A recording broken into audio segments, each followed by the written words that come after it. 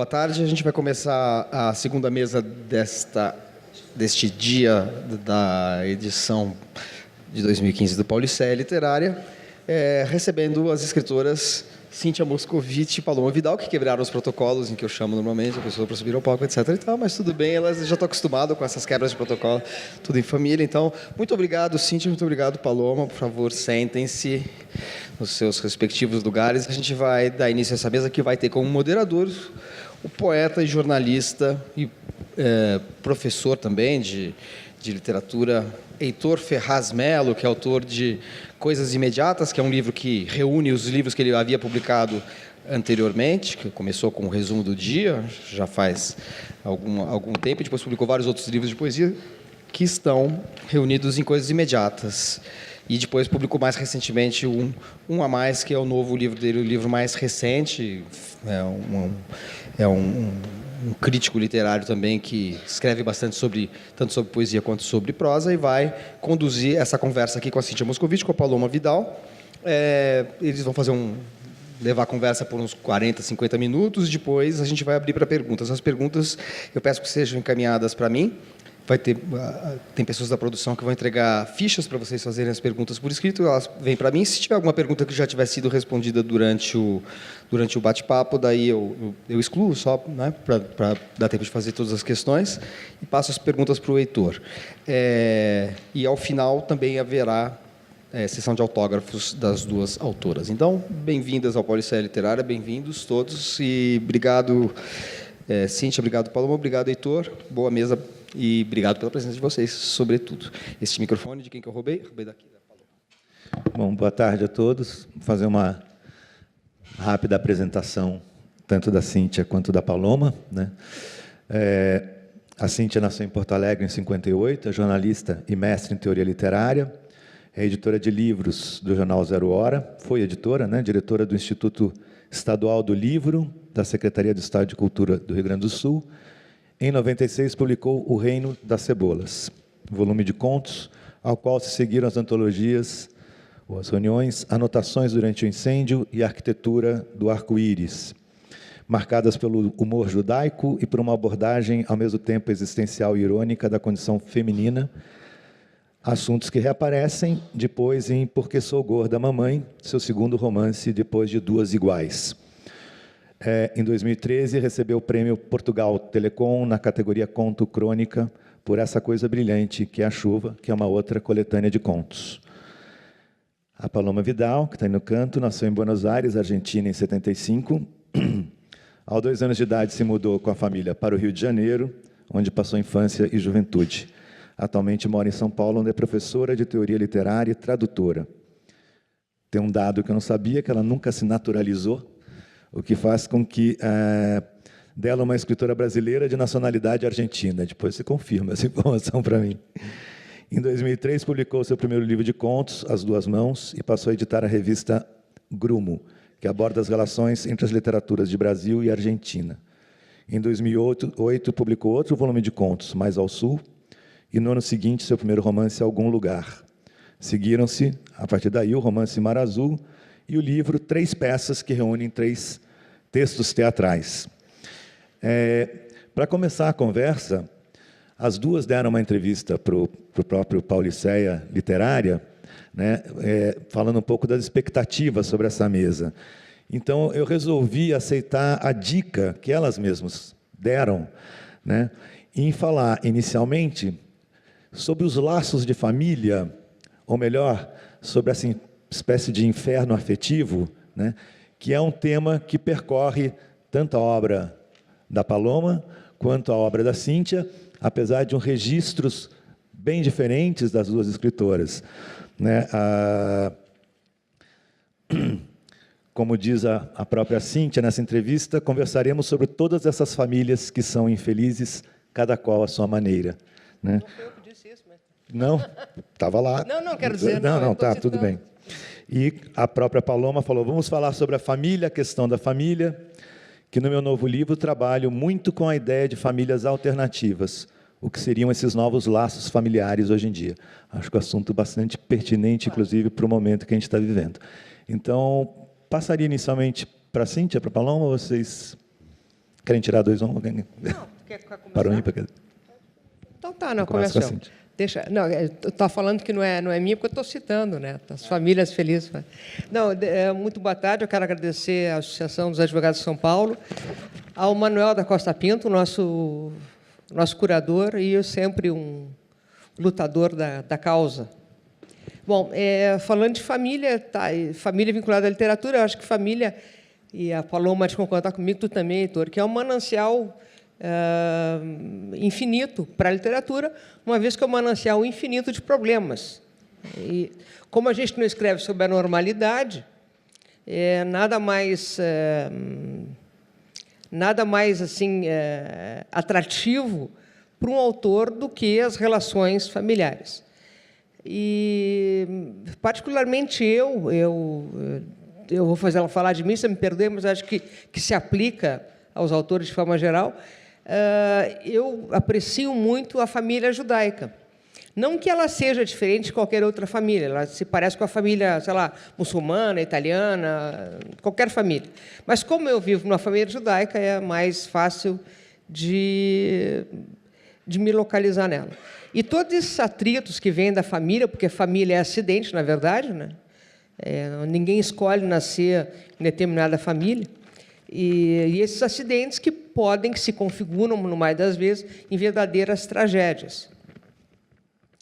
E esse é a grande coisa, é o grande barato que a gente pode escolher escrever, né? E, desde sempre, eu acho que todos os autores começam, né, falando sobre suas coisas, seus botões, suas famílias, e logo depois fazem um movimento inverso, que é abrir o leque de interesse e começar a falar de coisas outras. Mas tem um caso especial que eu me recordei, pensando sobre o tema, de autores que fogem da família a priori e só depois voltam. E eu vou cometer uma inconfidência aqui, e não está aqui a pessoa para se defender, mas depois a gente pode conversar. O Michel Laub, que é um autor nosso lá do Sul, que mora em São Paulo, o Michel, deliberadamente, quando começou a escrever, disse: não vou falar, não quero falar sobre família, não quero falar sobre judaísmo, porque ele também vem de uma família judaica com origem na Alemanha, gente que fugiu do nazismo. E o Michel lançou, acho que foram 4 livros que ele lançou, com assuntos diversos, variados. E, finalmente, o que eu considero o grande livro dele, que foi lançado no ano passado, foi A Queda, que é uma história familiar, a história do avô dele, que fugiu do nazismo e deixou escritos vários depoimentos que ficaram, cadernos, que ficaram escondidos e que só muito mais tarde a família veio a saber, porque o vô dele, no Brasil, botou uma pedra em cima, quis começar de novo e sequer tocava no assunto, a exemplo da esmagadora maioria dos sobreviventes do Holocausto, que fugiram e não querem falar no assunto. Então, o Michel realmente, para mim, assim, E eu perguntei para ele, mas por que, né? Tu falou que tu nunca ia fazer isso. E porque ele disse, porque é muito atraente. É muito atraente. O tema da família, o tema da sobrevivência e esse peso que a família tem em cima de uma criatura. No caso dele, é um peso tremendo, né? Porque o cara o avô era um sobrevivente e ele cresceu, assim como muitos de nós crescemos, ouvindo aquela história infinita do tem que te cuidar, vão nos pegar e a gente tem que sobreviver, etc. e tal. Eu, como os meus pais vieram bastante antes do nazismo, não tinha essa visão tão trágica de holocausto, mas tinha outros holocaustos, os holocaustos diários, que eram um assunto. E eu acho que não tem como fazer literatura sem falar desses pequenos holocaustos que se refletem na família. E tem uma coisa assim minha particular também ainda, e desculpem eu estar falando de mim, e tem vários autores que falam de família, A Clarice, tem um livro da Clarice que é o Laço de Família, em que ela se debruça justamente sobre isso, né? São as várias formas de família. Tem um divertidíssimo, que é o Feliz Aniversário, que é o aniversário da matriarca da família, e que toda a história se desenvolve em torno dela, aquela má vontade de fazer o aniversário dela, e ela gospe no chão, ela não está muito feliz com aquela história. E eu acho que a Clarice sim, é o grande motor, o meu grande motor para falar para poder escrever baseada no tema familiar. E eu ia falar uma coisa que eu me esqueci, porque eu ia falar da Clarice, aí me veio o pai e a mãe, e daí eu me esqueci. Mas eu acho que eu te passo o microfone, ou te falo para ti, leitor, depois a gente conversa, né? Porque eu me esqueci completamente. Tá bem. Ajudar você a lembrar. Se eu me lembrar, Paloma, posso levantar a mão? Pode. Se você quiser, Paloma, ler alguma coisa antes que você tinha vontade, também fica à vontade para a sua escolha. Tá bom, não, na verdade, enquanto a Cíntia estava falando, eu lembrei de um verso do Marcos Scar, que diz que a herança é um lance de dados, né? Então, eu acho que tem tudo a ver, né, com essa ideia de uma contingência, algo que a família tem a ver com isso, né? Uma coisa que você herda e que te acompanha e que você tem que fazer alguma coisa com aquilo. Eu acho que isso é um motor, realmente, né, para a escrita, essa ideia de algo do qual você tem que se apropriar e de algum modo, ao mesmo tempo, também superar, né, ir além daquilo. Então, sei lá, fazer daquilo seu, né? Tem um verso da Tamara também que eu estou me lembrando agora, que teve hoje de manhã aqui, né? A Tamara Kamens, aí no Gueto, ela tem um poema, o livro é todo sobre essa herança paterna, né? E ela, num momento dado, ela diz: seguiré buscando despierta para después poder olvidar-me. Seguirei, continuarei procurando acordada para depois poder esquecer, né? Então, esse movimento de busca, mas que também é uma busca querendo se separar, né? Então, acho que, para falar um pouco das minhas coisas, eu acho que tem muito a ver com esse movimento de apropriação. Me identifiquei um pouco com o que você falou em relação ao livro do Laube, que tem muito a ver, na verdade, com o Mar Azul, mas não só por isso, mas por esse movimento que começa mais distanciado, com mais dificuldade de se aproximar dessa matéria familiar. Então, com um certo pudor, né, de se aproximar, de achar que aquilo é pessoal demais, talvez, para ser colocado na literatura, e depois fazer o processo que, para mim, tem muito a ver com uma passagem de escrever na terceira pessoa para começar a escrever na primeira pessoa, né? Então, uma passagem que foi um pouco lenta, assim. Então, acho que, falando um pouco desse livro, né, do Mar Azul, que aparece essa figura do pai, né, de um pai que aparece através de cadernos.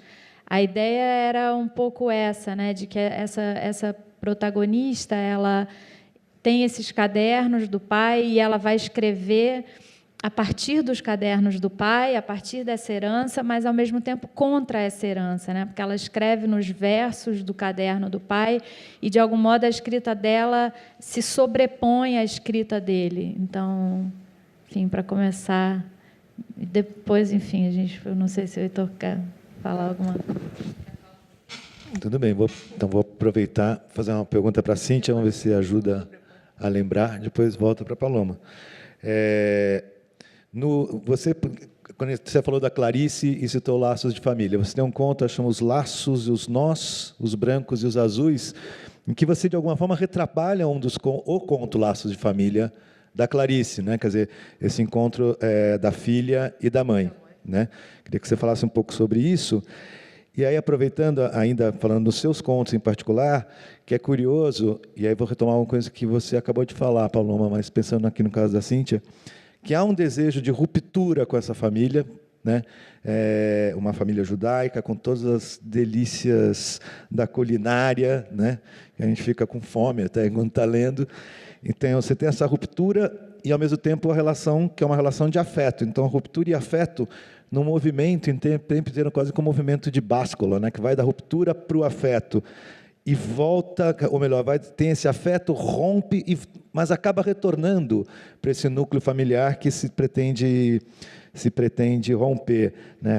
E parece que, e aí esse tema você retrabalha ele quase que obsessivamente, assim, em vários contos, desde o Reino da Cebola, né, até o mais recente. Se falasse um pouco sobre isso. Fala sobre isso. Só deixa eu falar uma coisa.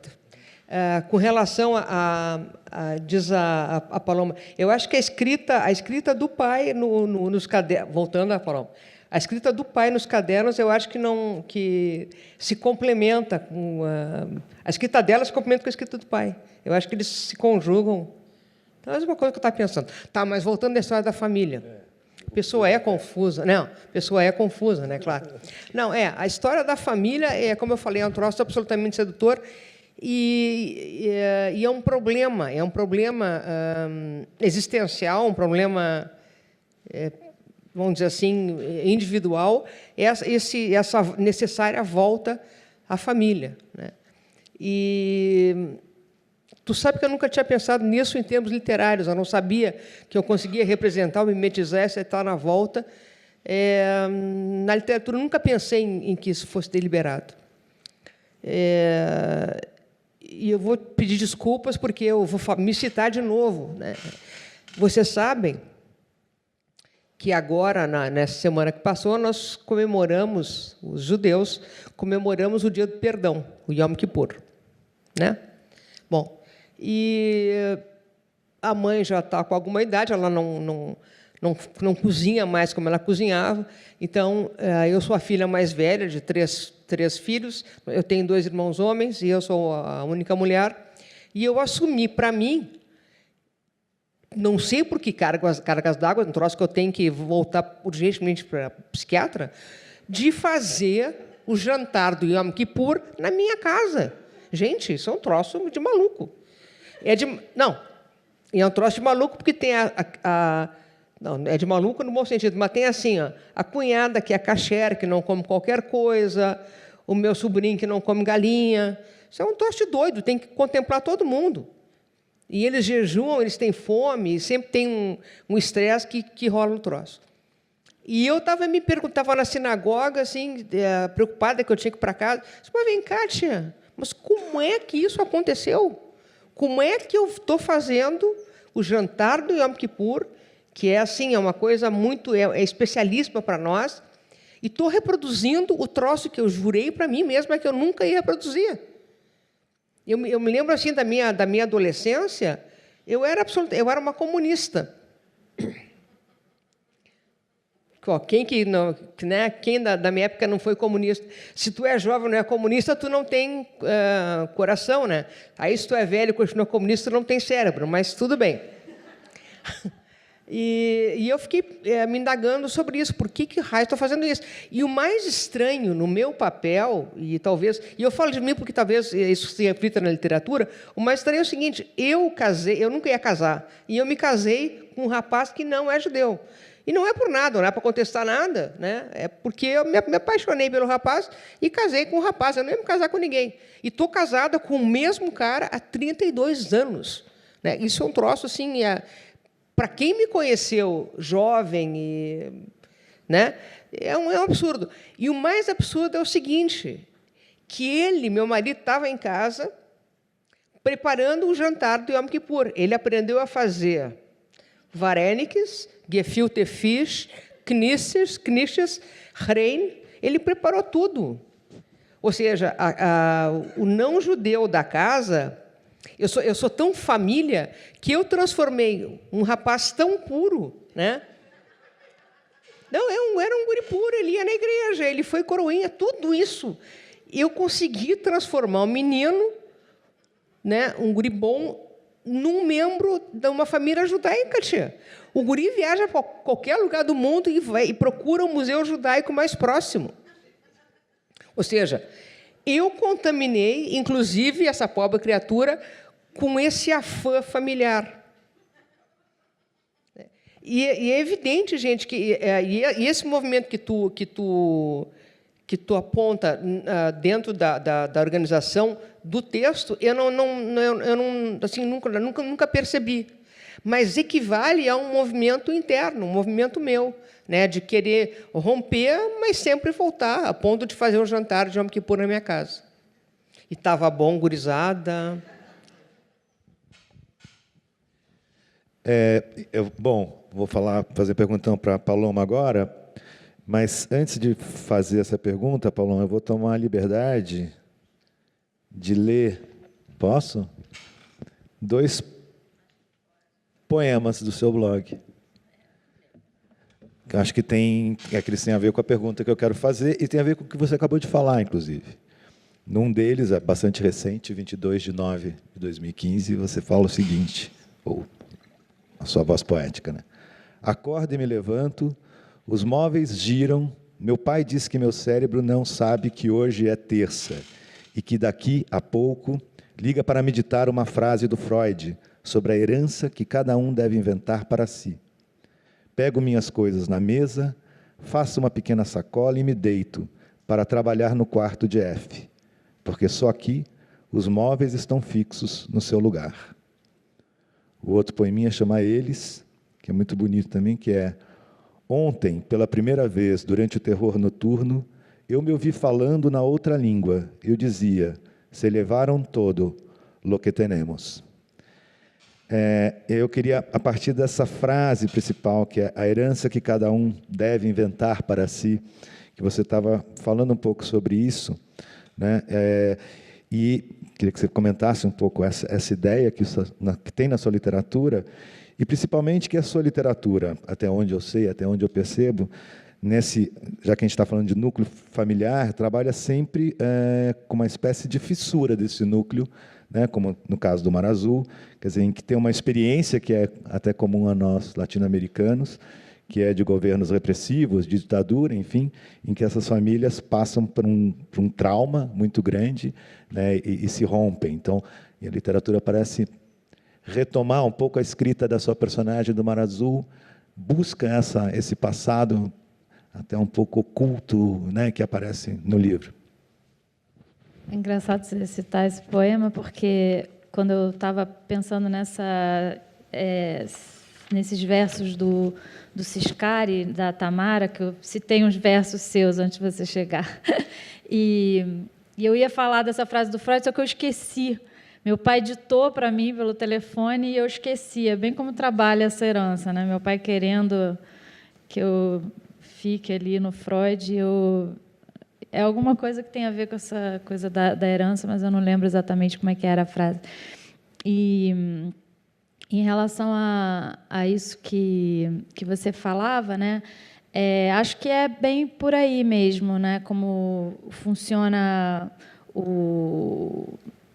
como tem funcionado, né, no que eu escrevo, a questão da herança, que é sempre como uma fissura, um vazio, um espaço que fica como um oco mesmo, né, que os personagens ficam tentando correr atrás disso, mas fica sempre escapando, né? E no Mar Azul, que eu acho que talvez, enfim, que é o texto mais em que eu trabalho mais diretamente essa questão do pai, né?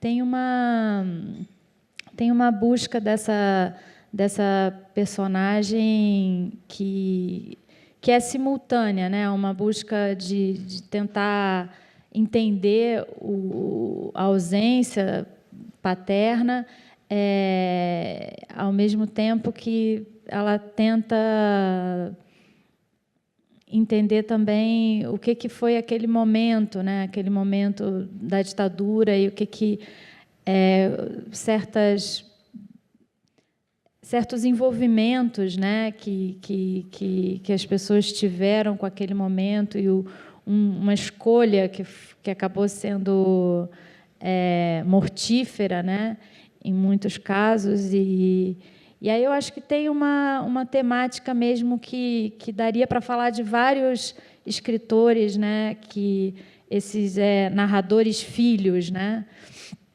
que é um tópico até da literatura recente, talvez na literatura argentina mais presente do que na literatura brasileira, mas a gente poderia falar do Michel Laube, por exemplo, né, nesse livro, e falar de vários... Tem vários escritores da Tatiana Salem Levy também, por exemplo, né, na Chave de Casa.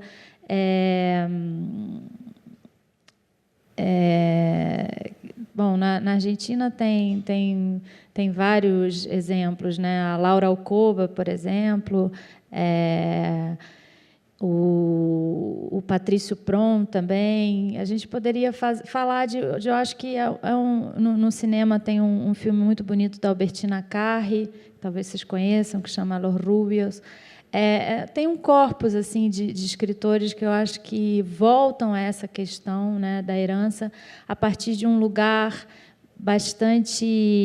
de bastante perplexidade em relação a esse tempo, né? Voltam a esse tempo com muitas perguntas, mas também uma consciência muito grande de que essa distância ela é irredutível, né? Então, talvez o livro do Diário da Queda seja um exemplo muito bom nesse sentido, né? Porque fica como algo que não tem como ser preenchido, né? Tem justamente o romance trabalha com 3 tipos, né, de narradores. Eu acho que buscando encenar mesmo essa distância que não dá para transpor, né? Então, acho que aí é uma questão mesmo de, talvez, generacional, né? Geracional, estou falando portunhol, geracional, que pode ser interessante de pensar, e dentro da literatura brasileira, talvez interessante também diálogo com outras coisas que estão sendo feitas, né? Em outros lugares, pensando no livro do Zambra, por exemplo, também, formas de voltar para casa, né? Que também é um livro que foi traduzido para o português. Então, daria para pensar algo que percorre, uma inquietação que percorre. Estou pensando, vem vindo assim, né? Uma peça de teatro que foi encenada aqui em São Paulo. A Tamara conhece todas as referências, que chama Mi Vida Después, Minha Vida Depois, que é um trabalho muito interessante também, um trabalho mais coletivo, né? De várias pessoas nascidas na década de 70 e que justamente pensam essa vida depois desses pais, né? Quem foram esses pais, né? Então, acho que a gente poderia pensar um pouco as coisas que eu escrevo nesse âmbito. Tu sabe, falando do Laube, e o tempo que ele tardou em usar esse material que ele tinha em casa, isso reproduz mais ou menos o pudor, o prurido que o próprio avô, que os próprios sobreviventes tinham de mexer com essa matéria. E eu não me recordo se é nesse livro do Michel, ainda falando desse autor tão querido, tem uma epígrafe que é dos Titãs. Estamos indo de volta para casa, assim. Eu acho genial a epígrafe. E a gente sempre está indo de volta para casa, né? E ainda, não sei se tu queria... Eu peguei o Legião microfone. Urbana, né? Eu não lembro no livro, mas acho que... Não é? Esse trechinho é Legião Urbana. Esse é conhecimento de música popular. Assim. Não, deixa eu lembrar, tu falou isso da herança, e eu me lembrei automaticamente, claro, do Carta ao Pai, o Kafka... do Carta ao Pai do Kafka, né, que na verdade não era nem para ser uma peça literária, era para ser um acerto de contos. E o Kafka, feliz ou infelizmente, não sobreviveu, morreu muito jovem e não viveu para ver a velhice do pai. Porque eu acho que uma das heranças mais terríveis é justamente tu acompanhar a decrepitude dos teus pais, né? Eu acho que na literatura, assim, tu estava falando da herança do pai, etc. e tal, estava falando da escrita, e eu me lembrei de um livro assim que para mim me desconcertou, me tirou do eixo, que foi Patrimônio do Philip Roth. E o patrimônio é isso, é o próprio Philip Roth. Ele está, para quem não leu, o pai vai morrer, a gente sabe que ele vai morrer, ele tem alguma coisa na cabeça que vai se romper, um aneurisma que ele tem. E a gente sabe que o pai vai morrer. O problema é a forma, onde se falou da forma, a gente sabe o que vai acontecer, como que vai acontecer, que é a grande coisa. E começa o livro, o filho levando o pai para quer que ele fique numa casa de repouso lá, e o pai não quer, e tentam manter o pai por perto. Tem uma moça que ele se interessa, uma senhora que ele se interessa, e tem uma cena que é, então, o grande patrimônio do Roth, que é um encontro familiar. Eles têm um almoço que fazem, a família toda se reúne, e o pai já está acusando a doença, se ausenta, vai ao banheiro, né, e volta, meio desconcertado. E o filho, já sabendo que boa coisa não foi, sobe, vai para o banheiro, e o banheiro está tapado de fezes, até na escova de dentes tem. E ele, estoicamente... Não, a cena é uma coisa, é de um amor a cena, e é de um impacto que até o asco se perde. E ele pacientemente limpa o cocô do pai, que está por tudo, parede, chão, e o raciocínio dele: não, mas isso é o patrimônio, é isso que ficou. É o meu patrimônio, é a minha coisa, esse amor ficou. É o patrimônio do filho, patrimônio que meu pai me legou, ironicamente falando, cinicamente falando, é uma merda, né? É a merda do meu pai. É um troço impressionante. Para mim é uma coisa impressionante essa cena. Bom, já que a gente está, só para aproveitar falando em pai, é impressionante assim, a presença do pai na obra das duas, né? Quer dizer, teria o que Duas falar. Meninas, tu queria o quê? Pois é, então. Então é interessante falar sobre isso, porque na sua tem bastante, né, Cíntia? Sempre tem essa figura. E na dela, tia? Na dela também. Ela chega a reescrever o pai. Ela reescreve o pai. Tu quer fazer uma sessão aí de graça? Não é uma sessão, mas é pensar isso como literariamente. Mexendo com ela, porque os pais são psicanalistas, então. Recentemente, apresentando esse livro que a Tamara está lançando agora, né, o Livro dos Divãs, eu citei essa frase, um verso, né, que tem no livro da Tamara, que para o meu pai, a psicanálise era uma coisa de louco, né? E essa que para mim ficou de uma maneira muito forte, porque é justamente uma espécie de desencontro de gerações, né? Que no caso, no meu caso, acho que tem a ver, claro, né, com a figura paterna, mas de um modo mais amplo com esse desencontro que tem, né, entre um momento, né, esse momento muito forte de escolha, né, dos meus pais de virem para o Brasil, e então as implicações que isso tem para mim na língua que eu falo, né, o fato de eu escrever em português e de ter o espanhol como uma língua que me pertence também, que é a minha primeira língua, mas na qual eu não escrevo, né? Tenho dificuldade, traduzo, mas sempre com muita dúvida, e com muita dúvida no português também. Então, para mim, essa questão dessa origem defeituosa, né, que ficou, e que tem a ver com uma decisão que eu nunca vou conseguir apreender totalmente, né? Você estava me perguntando, mas como é que foi, né? Eles vieram eles vieram e por que eles vieram, o que motiva, né, esse deslocamento, e que, para mim, fica assim como uma espécie de pergunta em aberto, e que muitas vezes eu penso que, claro, que é o que também faz escrever, né? Essa pergunta em aberto, isso que não tem muita solução, não tem, fica como uma espécie de motor que volta a funcionar cada vez, né? Então, não sei, fui para um outro lado, né? Mas é que quando você falou, eu quis fugir do meu pai, né? Não queria falar do meu pai. Deixa eu consolar ela. Claro. Mas é assim, ela me contou, eu vou te consolar, tá? Para não ficar tão triste. Ela me contou que vieram na época enfim, da repressão da ditadura, e com eles, com os pais dela, diretamente não aconteceu nada, mas aconteceu com vários amigos. E ela tinha, na época, 2 anos e alguma coisa, e eles vieram para cá pensando nela, para preservar a filha de alguma coisa terrível que ia acontecer. Eu acho assim, pensa nisso, tá, meu amor? Pensa nisso, que eu tenho pena, porque ela parece assim perplexa, e é para ficar, mas eu acho que vieram para te preservar. Vai te aumentar a culpa ainda, meu Deus.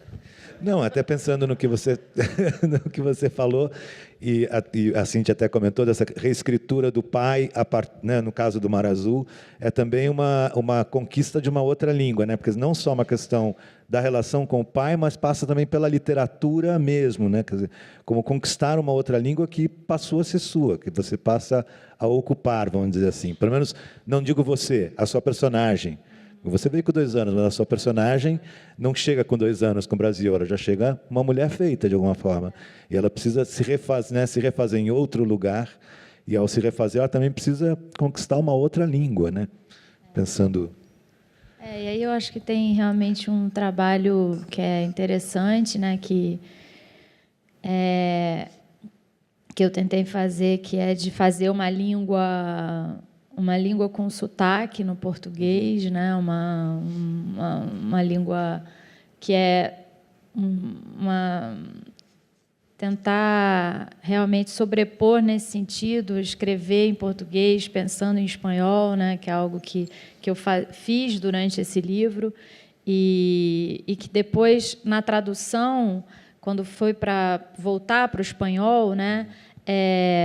Foi interessante tentar acompanhar isso do outro lado, né? Perceber como na tradução, que não foi feita por mim, mas foi feita por uma moça que é a sua primeira tradução, então que ficou bastante colada no português, e aí perceber como esse português se infiltrava no espanhol, né?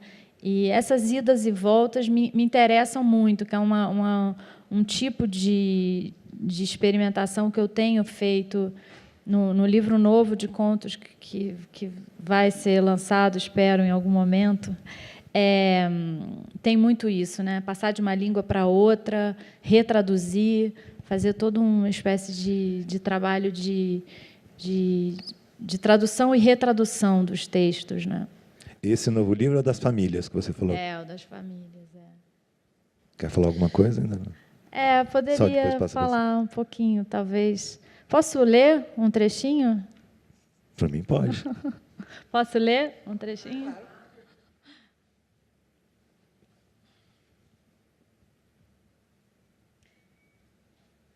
O livro se chama Dupla Exposição.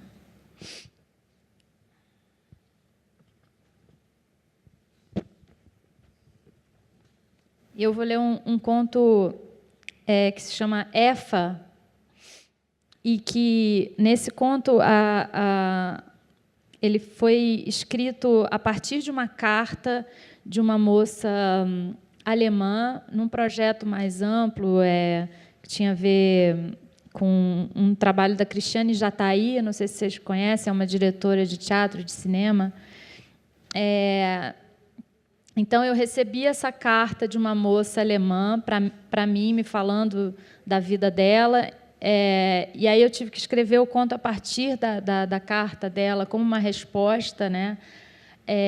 E depois, então, o que eu fiz foi que eu pedi para uma amiga minha que sabe alemão, que é argentina e que é neta de alemães, para pegar a versão em alemão desse conto, porque esse conto foi traduzido para o alemão para que essa outra moça pudesse ler. Se estiver muito confuso, é confuso. Tem uma passagem de línguas que é um pouco confusa. O conto foi escrito em português, foi traduzido para o alemão e essa minha amiga retraduziu para o português.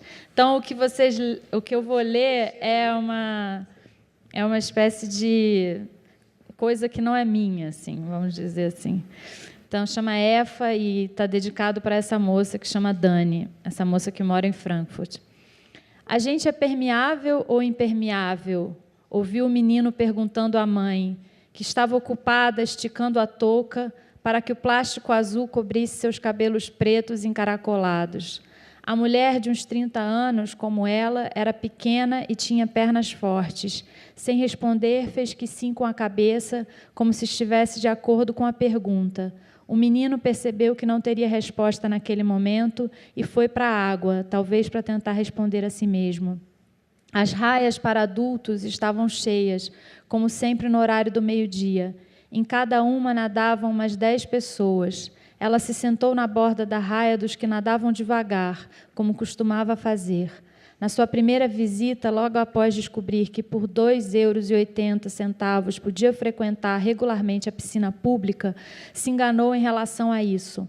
Mergulhou na raia rápida e tentou ganhar seu espaço, foi empurrada, atropelada e até recebeu um chute na cara de um homem que estava ultrapassando. Seu pensamento imediato foi querer sair da água, mas depois perguntou a si mesma, para onde ir?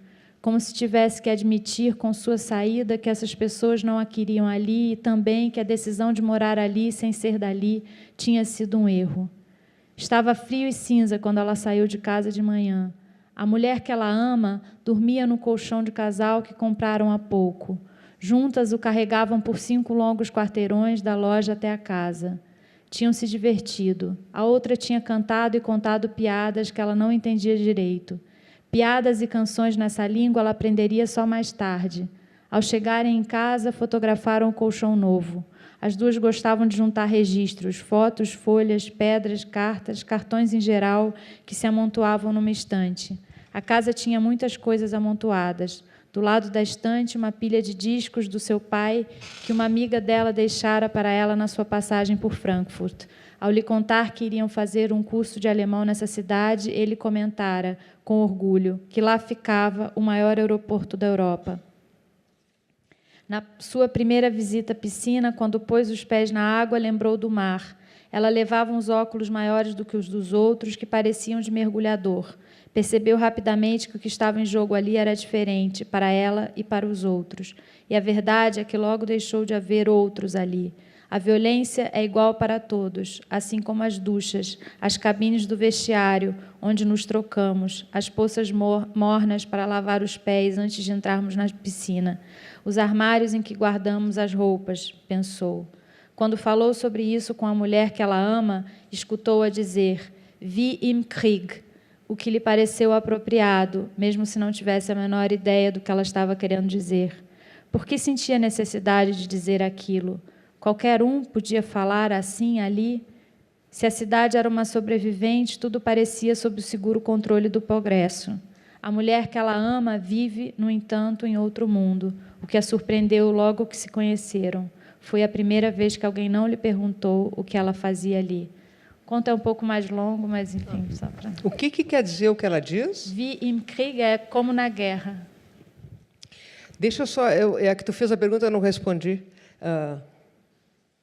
Posso? Não, é que... Sim. Tá, sobre o pai, né? Só dar um aviso, que a gente já está, só para avisar para o público, que a gente já está distribuindo aquelas fichinhas de pergunta para quem quiser fazer, tá bom? Não, eu só me lembrei, enquanto tu lia, me perdoe, eu estava ouvindo, mas eu lembrei de outras coisas. Me lembrei do Carrascosa, que ele tem um volume de contos, e que ele é um narrador criança, e ele fala das relações familiares de uma forma belíssima. Tem um conto chamado O Peão, que é um troço maravilhoso. Tem alternância de narradores, é muito bonito. E tem um conto também impressionante do Marcelo Motinho, carioca, também que ele abre um volume de contos dele, falando dessas relações paternas. E eu só queria responder, porque eu não tinha respondido antes, com relação à figura do pai. Assim, ó, eu acho, e esses autores que eu citei, me parece que é a mesma coisa, que tem na figura do pai uma figura arquetípica, assim, é bem isso, uma figura arquetípica, que já não existe, mas que ainda assim tranquiliza. Todos os conflitos, esse pai tranquiliza. E o que tem em comum, né, comigo, inclusive, somos gente que perdemos os pais muito prematuramente. Eu perdi meu pai meu pai tinha 56 anos, ele morreu aqui no estado libanês, e eu não me recordo, faz pouco tempo que o Marcelo perdeu o pai dele, e o Carrascosa, acho que sim. E eu acho que funciona assim, né? São esses pais, se bem que o pai do Marcelo chegou a envelhecer, mas são pais que morreram na flor da idade e cuja memória significa para os filhos uma âncora afetiva, né? E, para mim, particularmente, eu acho que é isso. Eu não, diferente do Philip Roth, eu não tive nenhuma herança, não foi a merda a minha herança, né, mas foi a juventude de um homem de 50 e poucos anos que foi embora e que eu não pude presenciar a velhice dele, como eu queria ter presenciado isso. Queria ter testemunhado isso, mas eu não pude. Até curioso que eu estava pensando aqui numa passagem do seu conto Bonita como a Lua, da arquitetura do arco-íris. Vou ler só um trechinho, em que você diz: mais do que tudo, escrever foi o que me atrapalhou sempre a vida. Uma maldição que é igual a ter repouso na tristeza. É algo que eu sei, é só o que eu sei, de um saber sem esforço, embora me custe. Nenhum saber é tranquilo. Então é isso, escrevo porque é o que me foi dado fazer no mundo, porque acho que nasci com isso. A Bonita como a Lua, do pai, é escritora. O que me torna, dentro de alguns pontos de vista, uma pessoa que, mesmo caindo de costas, consegue sempre quebrar o nariz. Mas nem me importo, escrever é voltar a ouvir o Shen Vi de Levune. Shen Vi de Levune, Bonita como a Lua. Na boca do meu pai, coisa boa da vida. Quer dizer, a sua personagem um pouco caracteriza a escrita nessa relação, inclusive com o pai e com a própria relação com a família, enfim. É isso que eu ia te perguntar, essa ideia de escrever é um pouco essa relação entre evocar esses pequenos, e às vezes essas pequenas e às vezes duras epifanias da vida familiar. Sem dúvida nenhuma. Claro que sim, agora me emocionei porque lembrei do pai. Estou lembrando do pai. A gente fica velho, vai lembrando do pai e da mãe fazer o quê? E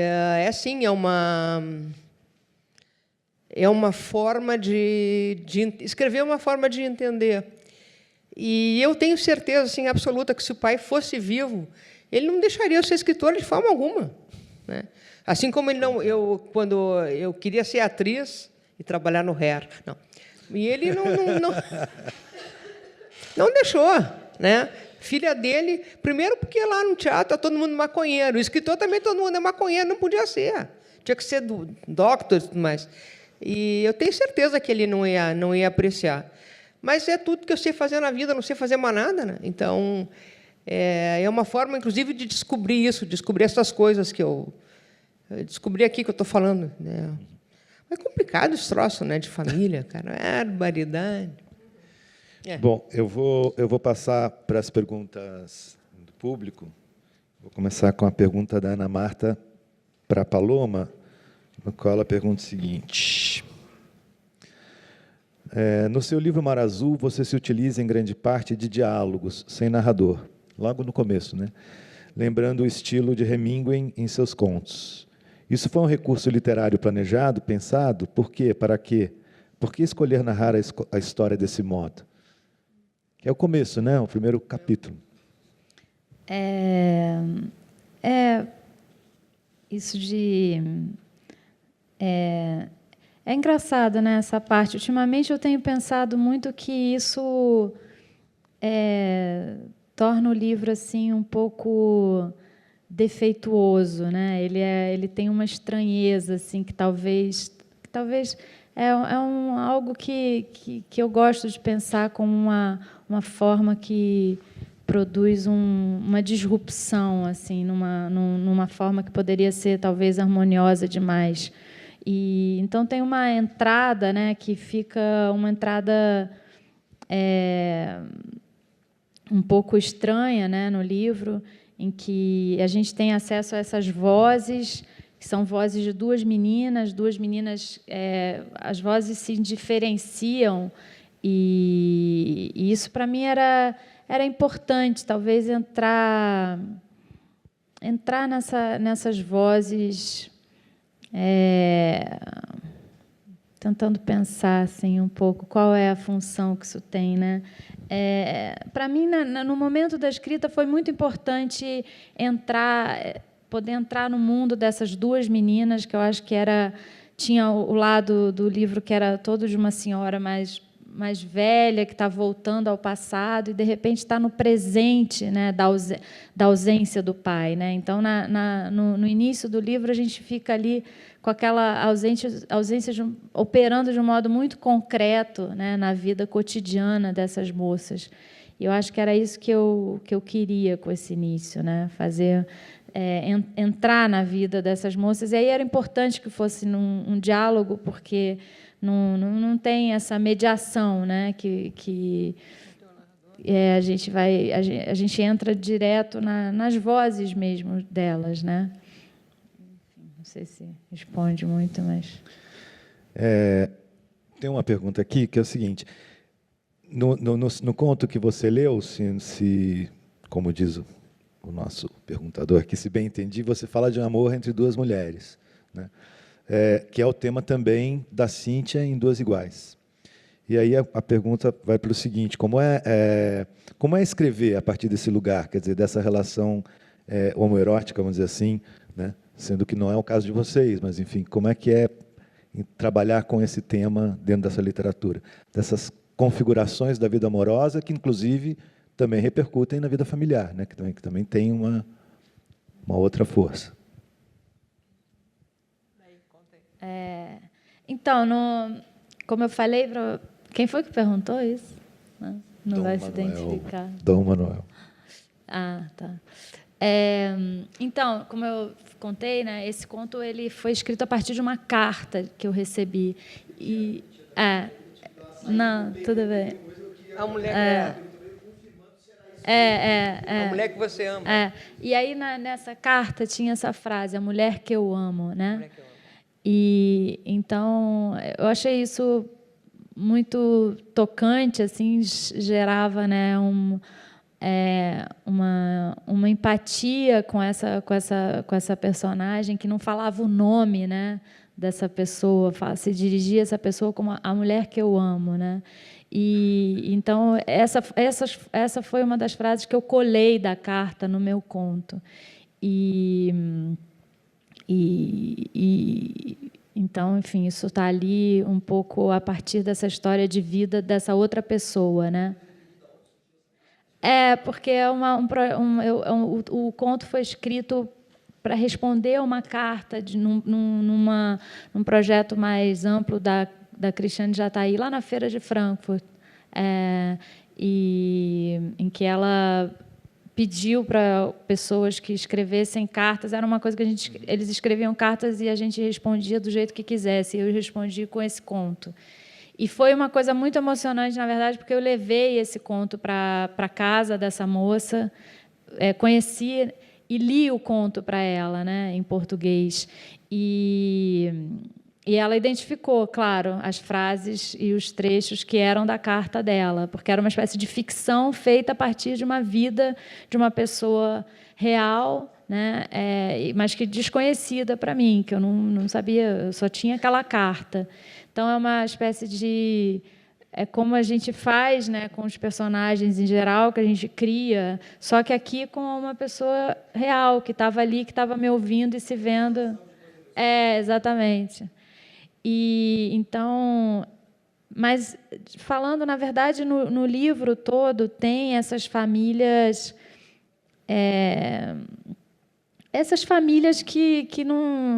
que vão se me impressionou muito no momento, no encontro com a Dani, que essas pequenas comunidades, né, que não obedecem a um padrão de família, né, como a gente pode idealizar ou fantasiar, como são construídas, né? Eu tenho filhos pequenos e eu vejo, meu menino de 5 anos me perguntou outro dia: todo mundo precisa casar, mãe? E aí, né, não, né, mas é um pouco, né, ele estuda na escola, e aí se eu casar, eu preciso morar com essa pessoa. Então, várias inquietações que ele tem, né, de como é que vai ser essa configuração, né, da família. E quando eu acho que eu tive contato com essa moça, eu vi que a configuração ali é a mulher que ela ama, né? Mas não é minha mulher, minha esposa, não tinha uma figura já pré-determinada assim, do que é aquela relação, né? Então, o livro tem muito a ver com isso, com essas relações que são de comunidade, de amizade, de amor, mas que não tem um nome, né? Institucional assim, dentro da família. Então, para mim, foi muito... Esse foi o primeiro conto que eu... Então, também não tem um nome... contos homoeróticos, ou, né, não tem esse... Acho que é um pouco uma relação de afetos, né, mas que não precisa ter um nome, né, não precisa ter um carimbo, uma identidade. Para mim, era muito interessante trabalhar em cima disso nesse livro. E aí acabou que também, por outro lado, surgiram essas espécies de famílias, né, mulheres com filhos, e mulheres sem filhos, muitas mulheres, né, mas sem sem ter que chamar, né, de algum jeito. Isso acho que é o que acabou ficando mais forte. Bom, escrever... que idade tu tem? Bom, mas então vamos considerar que ela é jovem e eu sou mais velha que ela. Então, escrever desse ponto de vista da relação homossexual é uma coisa... Não, deixa eu contar. É uma coisa meio incômoda. É uma coisa incômoda, mas tem que ser realizada. Se a gente não considerar que a literatura é o exercício máximo de solidariedade e que tu tem que obrigatoriamente colocar no lugar do outro, né, tu não faz literatura. Então, tu tem que te colocar no lugar do outro, homo, hétero. E eu fiz isso, eu perguntei a coisa de idade, não é por nada.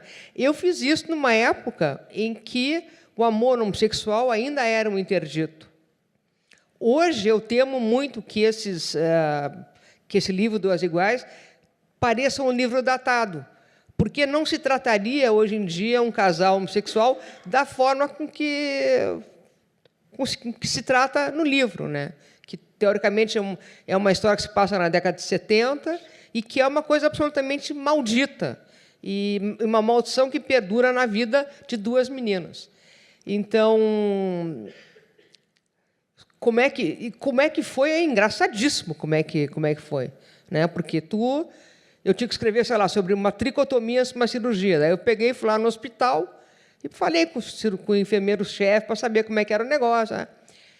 E como é que eu ia fazer para... né? Então, eu interroguei as meninas e tudo isso aí, claro, não né? E chegaram a me perguntar: mas vem cá, tu transou, não transou, menina? Né? O que te interessa? Né? Mas não transei. Mas todos os detalhes eu perguntei. Tem uma amiga minha que mora há 20 e poucos anos com outra moça, que é a mulher dela, uma é a mulher da outra, me contou com detalhes, riqueza de detalhes. E foi ela que me deu o título. Pô, é que na cama nós somos duas iguais. E eu perguntei: falta o pinto? Não falta o pinto porque tem. Como é que tu vai escrever sem saber? A outra está rindo. Mas como é que tu vai escrever sem saber? E eu queria ter uma... e eu queria ainda fazer relações sexuais. Elas tinham que se relacionar sexualmente, inclusive. Mas eu temo muito que isso pareça datado. Mas que já era um tema que você tinha trabalhado desde no Reino da Cebola. Já tem um conto, né, que é aquele conto na Argentina, que é super bonito, da garota, que ela acaba ficando com aquela cantora de tango no final. Que aquilo é uma diversão. Aquilo eu ri muito, Pô, mas é bonito. Tá, não, que tem uma coisa meio uma brincadeira meio tola de eu não designo o sexo da narradora, né? E eu sempre fui fascinada, quer dizer, sempre fui fascinada com sexo.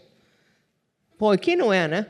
E essas coisas assim ligadas ao sexo sempre para mim foram muito estimulantes. E sempre odiei, na minha infância tinha a biblioteca, e na biblioteca tinha livros de Cassandra Rios. E eu odiava aquelas cenas de sexo em que sempre tinha, sei lá, um membro túrgido que entrava numa caverna úmida. E isso a gente tem que ler. E o meu ideal era fazer o sexo sem recorrer a esse léxico tão escatológico. Se me permite uma coisa, posso? Tá, claro. Porque tem uma coisa que me chamou a atenção sempre. Pode me abrir aqui. Que é aqui. Não, tudo bem. Você falou. Não, dá para ouvir. Vou me afogar o direito, né? Curador de falar sem mandar mensagem. Já que eu fui flagrado, né? Ele falou que a pergunta era minha, não era para falar. A história era a seguinte. Não, esse conto, como é que chama o conto da Eduardo Arco-Íris, que você descreve uma trepada, assim, umas coisas mais lindas. Um oco e um vazio, é. É, o que eu fazia. Super erótico, mas é muito erótico. Não tem uma palavra de referência a algo de... Não tem membro túrgido, fala sério. Yes!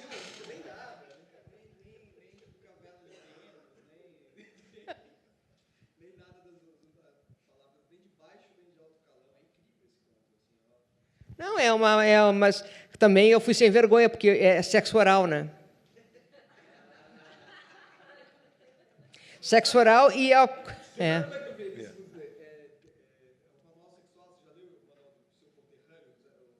Do Luiz Fernando? Tem, é? Ah.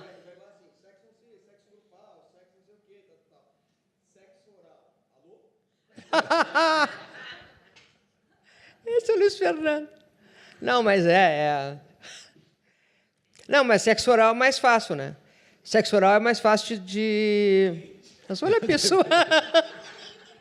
Se alguém entra assim, inadvertidamente, Achar estranho. Não, mas, gente, isso, e a Paloma e outros autores que estão aqui vão concordar comigo. É dificílimo...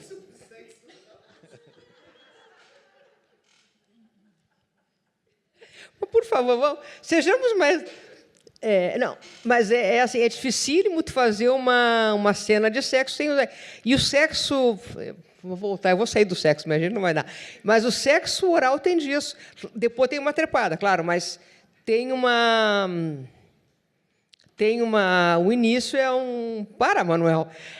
É isso, pois é. E sempre foi isso. Cara, estou falando muito sério contigo. Isso aí da mãe ter Cassandra Rios em casa, cara, isso é um breve conto da iniciação intelectual de uma pessoa. É um horror aquele troço. E eu queria fazer um troço diferente. E em oficina de criação literária, uma das propostas para alunos é justamente essa. Me façam uma cena de sexo em que vocês não usem nada da escatologia ou dos clichês do gênero. E saem coisas belíssimas, muito bonitas. Vou voltar para as perguntas aqui, então, do público. É uma pergunta anônima, está escrito Cíntia. Qual a importância da Yiddish Mama, se é que ela ainda existe, nos dias de hoje? Pergunta mais genérica, acho. A importância da Yiddish Mama... Bom, a Yiddish Mama, para quem qualquer mãe pode ser Yiddish Mama. Vocês já sabem, já falei, né? Italiana, muçulmana, batuqueira, qualquer um pode ser Yiddish Mama. E eu acho que a Yiddish Mama se perpetua, acho que é uma coisa assim, ela é infinita e eterna. Né? Eu acho que em Contos de Nova York a mãe do Woody Allen aparece, assim, e a mãe é aquele troço assim, que é sócia de Deus na criação, isso eu acho realmente, né? Isso é um ditado judaico que as mães judias são sócias de Deus na criação. E são, de fato. E eu acho que é legal que se perpetue a mãe judia, no sentido de, claro, sustentar os futuros psicanalistas, né, porque tem que ter, e no sentido, sim, e no sentido de zelo, de cuidado, de proteção. Eu acho que uma das respostas que eu decidi, por que eu estou fazendo isso, de fazer o jantar, estou cuidando daqueles que eu amo, Cacilda, né? Ao menos uma vez no ano, né? Eu queria contar uma anedota de uma amiga minha que é judia e que tem um filho pequeno e inferniza a filha do menino. Eu sempre falando para ela, você tem ela que botar... inferniza ou ele inferniza? Ela inferniza, né? E eu fico falando, bota o menino na análise, bota o menino já, 5 anos. E aí tem uma história muito boa, que é aquela... O menino queria sempre dormir com ela, né? Então, eu queria dormir, era pequenininho, queria dormir com ela. E aí, um dia, ela botou para dormir sozinho. E aí acordou e foi lá, e aí, então, como é que foi? Como é que foi? Você dormiu bem? E ele perguntou, para mim foi bom, e você? Para você foi bom?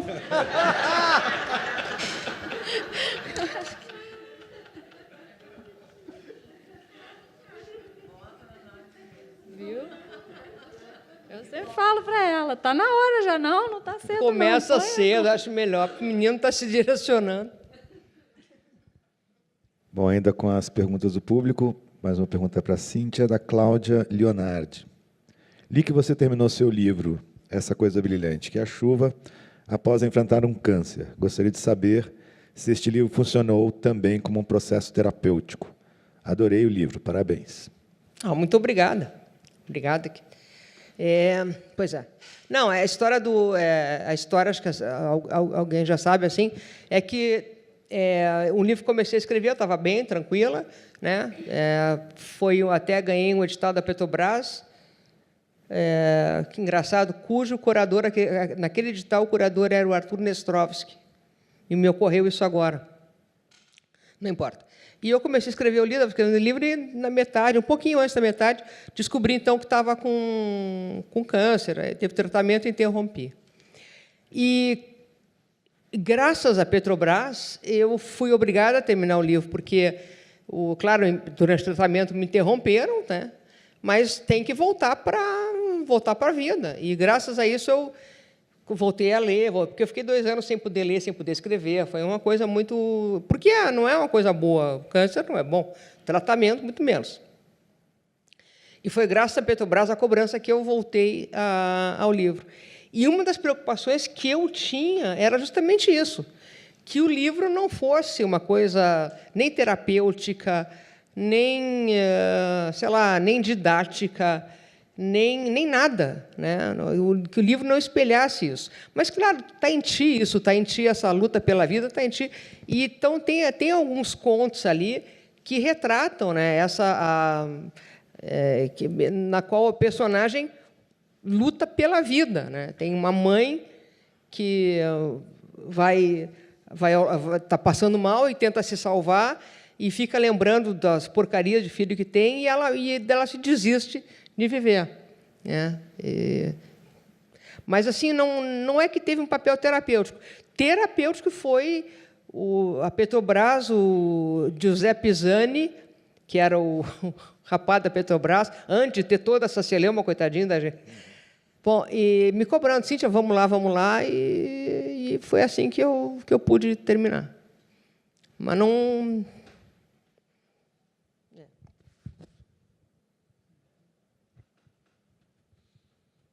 Obrigado. Pronto?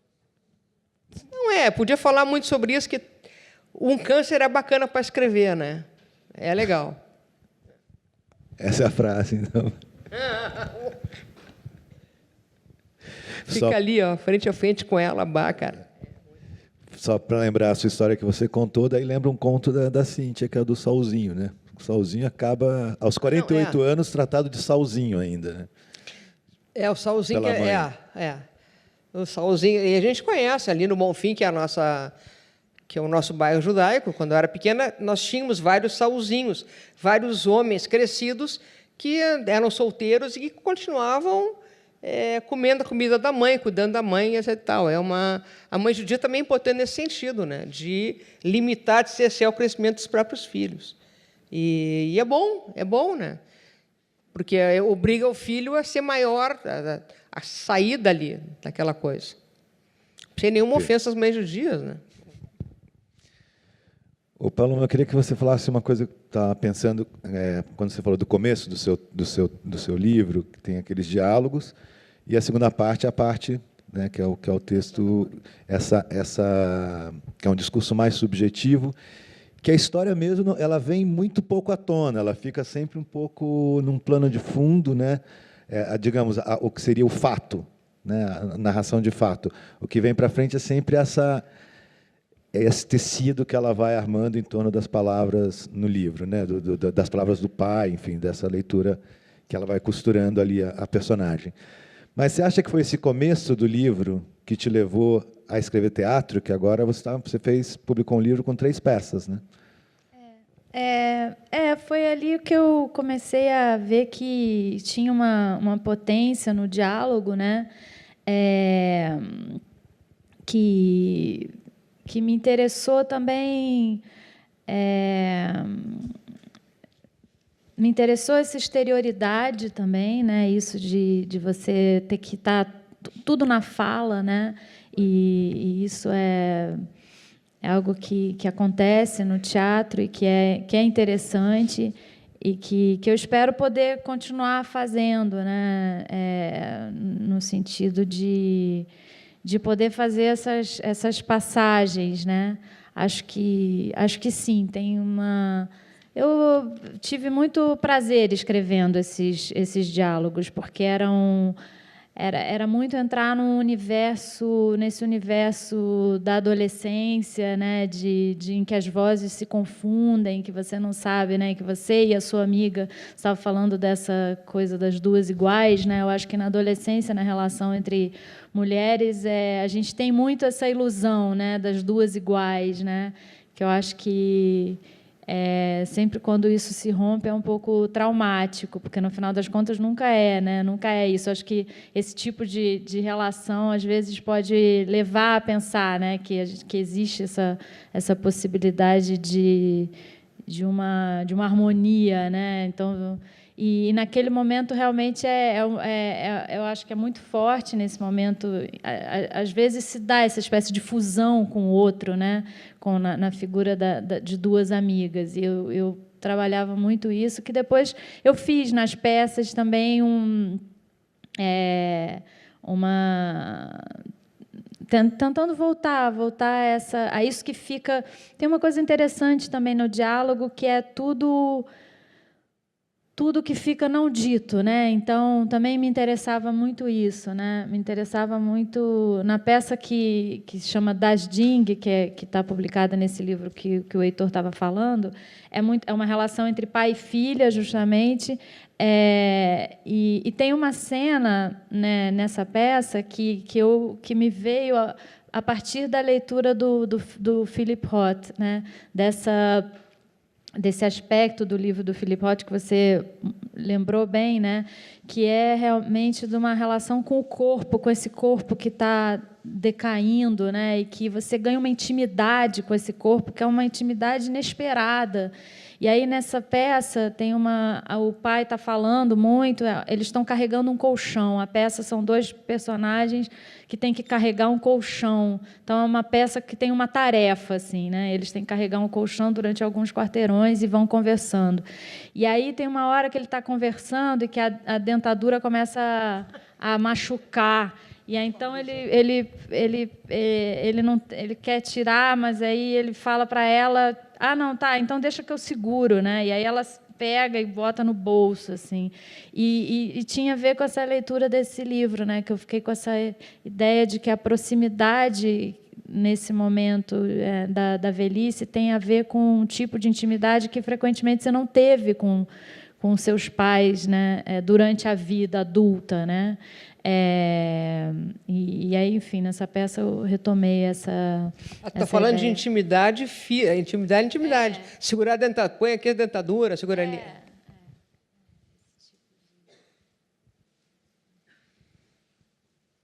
Bom, queria saber se tem alguma pergunta do público.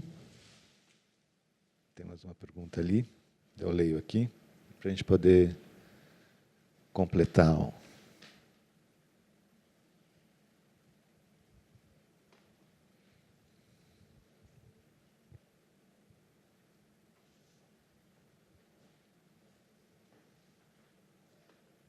Eu fiquei pensando em Edeshamame, nossa. É? Estou pensando na Edeshamame, a importância dela. Puxa vida. Não.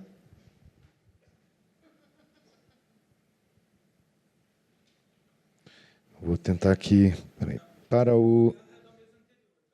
Ah, tá. É o Leandro Samartz, né? A literatura é o lugar da incerteza. Para vocês, o processo de criação vem junto da produção ou começa antes? Acho que aqui eu não entendi direito. Eu não sei não, diz aí. O lugar... Para o Leandro, a literatura é o lugar da incerteza. Tá. Para vocês, o processo de criação, acho que vem junto da produção ou começa antes? Quer dizer, uma tese, né? Não, eu mais ou menos entendo, assim. Só para falar, corrigir, né? Tá lembrando, o primeiro livro do Leandro chama-se Mães e Sogras e é uma peça. Só para lembrar, Leandro Sarmas, que esteve aqui de manhã. Se eu entendo é o seguinte,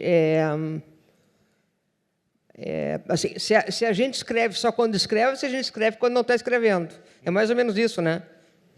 Tá. Não, é assim, tem um livro, não me lembro o título, talvez o Manuel se recorde, que assim, que vários autores dão seus depoimentos, é um livro antigo, de como é que começa a escrever.